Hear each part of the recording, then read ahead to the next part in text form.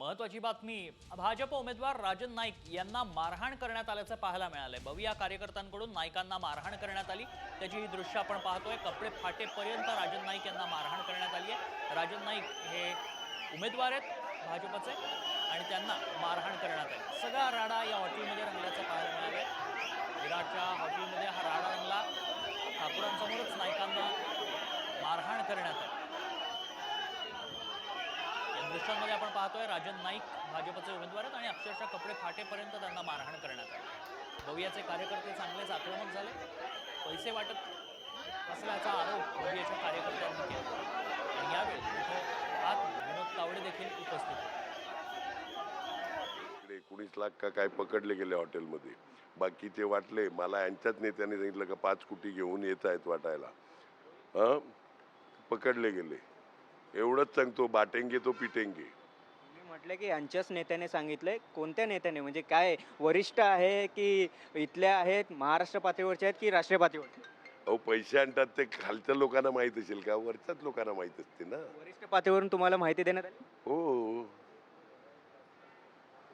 ज्या पद्धतीने विनोद तावडेंनी पत्रकार परिषदेत सांगितलं की अशा पद्धतीचं काही नाही, जे काय होतं मी कार्यकर्त्यांना भेटायला आलो असं ते सांगतायत आणि त्यानंतर मात्र ते प्रतिक्रिया कोणतीच देत नाहीये। 19 लाख पकडले ते कसले मग? आता हे सगळे वाटायला, जमा करायला, घ्यायला आल्यात तोंड लपवून बसलेले। हे कशा करता बसल्या तसे तोंड लपवून? हे बघा। दुसरीकडे आता निवडणूक आयोगाने आहे ती कारवाई करत FIR दाखल देखील मिळते। तुम्ही या कारवाईशी तुम्ही काय समाधानी आहात की या सगळ्या कारवाईशी? अजिबात इलेक्शन कमिशन आणि पोलीसवाले काय करणार नाही, सगळे दबावाखाली आहेत। उलट माझ्याकडे मदत मागितली, यांना जरा सेफ बाहेर काढा। मी पण माणुसकीच्या दृष्टीने काढलं। कोणी तुमच्याकडे मदत मागितली?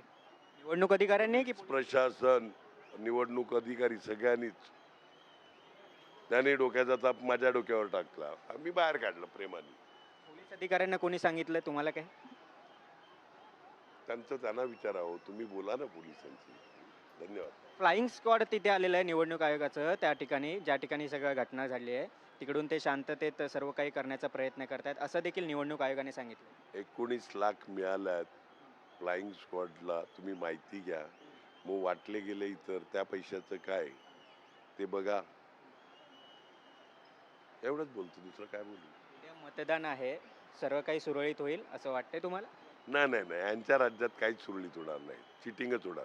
दुसरीकडे मवियाकडून नेत्यांनी पत्रकार परिषद घेतली, जी घटना घडली त्यावर त्यांनी गंभीर प्रश्न उपस्थित केलेत। विरोधकांच्या बॅगा तपासत आहेत, मात्र अशा पद्धतीने हे पैसे घेऊन येतात, त्यांना कोणीच तपासत नाही असं ते म्हणत आहेत। यांना कोण टपटणार हो? पोलिसांच्याच गाड्यात पैसे आणतात ते, पोलिसांच्याच गाड्यांमध्ये पैसे, TMच्या व्हॅनमध्ये पैसे। 11 कोटी तर ते पकडले गेल्यात, काय बोलायचं? हे होते हितेंद्र ठाकूर। ज्या पद्धतीने आज जे काही पैसे सापडले याची माहिती खरं तर भाजपच्याच नेत्यांकडून आम्हाला मिळाली असं देखील त्यांनी एक गौप्यस्फोट केलेला आहे।